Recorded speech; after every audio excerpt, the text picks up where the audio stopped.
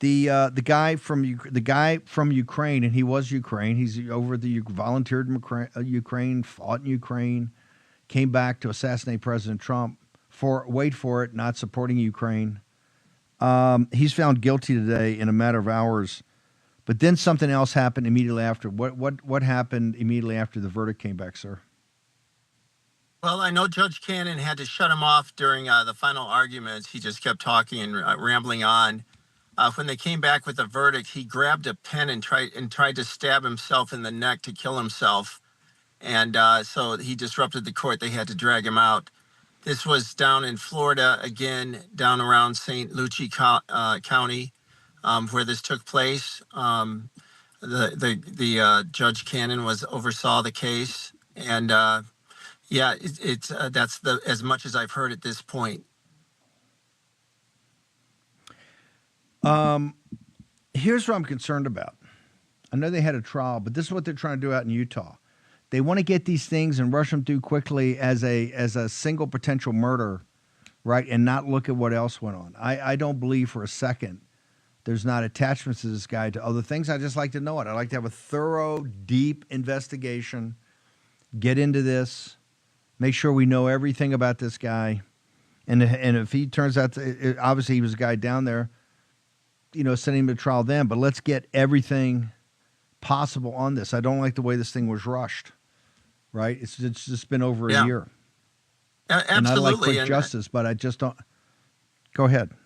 I was just going to say absolutely, and we still don't know, was he tipped off? He's hiding in the bushes at the golf course. Trump, that wasn't an announcement that Trump made that he was going to go golf that weekend.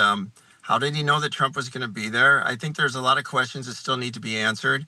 And especially, I agree with you 100%. He didn't act alone. This guy didn't have any money, it didn't look like. So how the heck is he going from Ukraine to, down to Palm Beach and hiding in bushes with some high-power weapons? It doesn't make a lot of sense.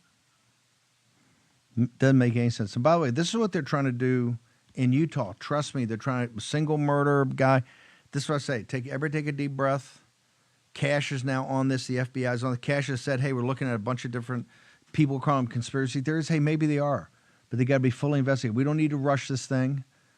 I want to have,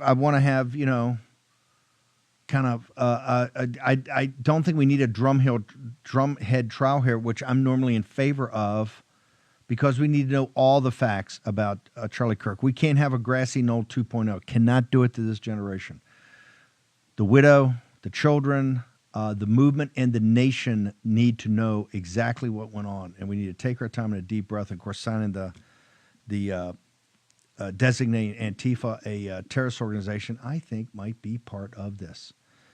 Jim Hoft, I love me some Gateway Pundit. Particularly, I love you. Kind of are an acolyte to a degree of Andrew Breitbart about the buried lead. You can always get great buried leads if you go to Gateway Pundit. But the other day, you had a story that I texted you right away and I go, this can't possibly be true. It's one of those ones that's too good to be true. You're like a man wandering in the desert, and finally you're at an oasis. Okay, so I want to take up, we got 9 minutes.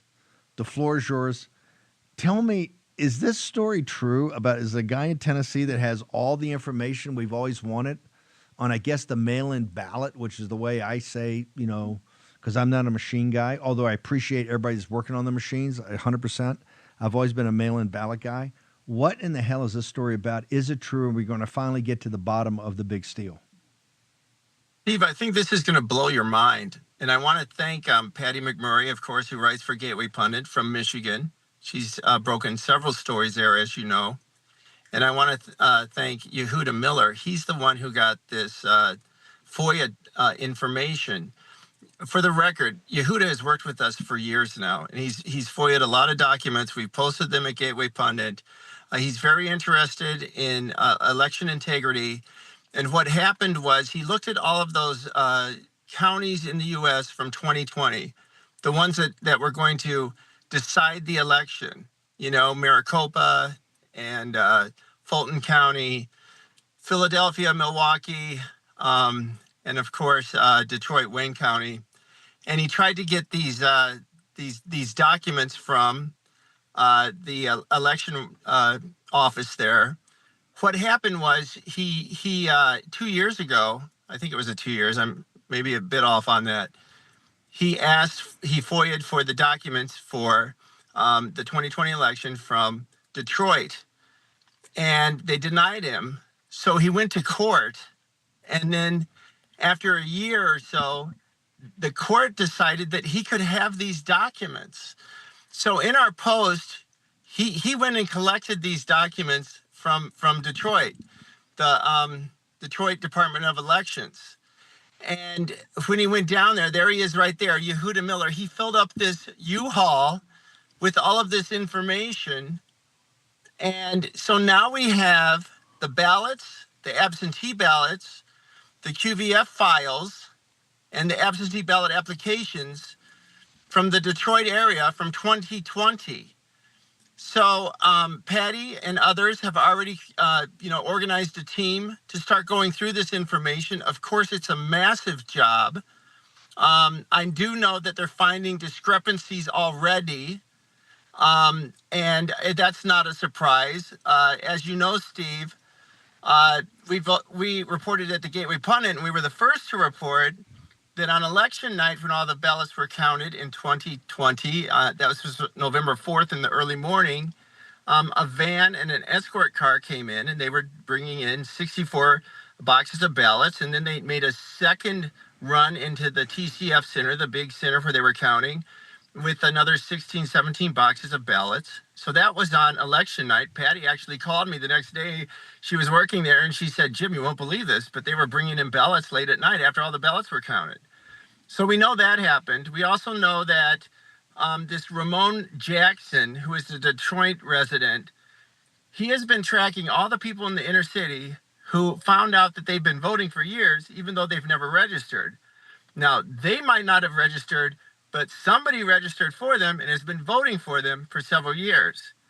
Then we found out that the mail-in ballots, Gateway Pundit again, we bought the footage for the mail-in ballots in Detroit, and found like 13 minutes of people stuffing ballots in these drop boxes. So that was another story we had. So we know that there's evidence of what I would call, and this is my opinion, I would call this fraudulent activity.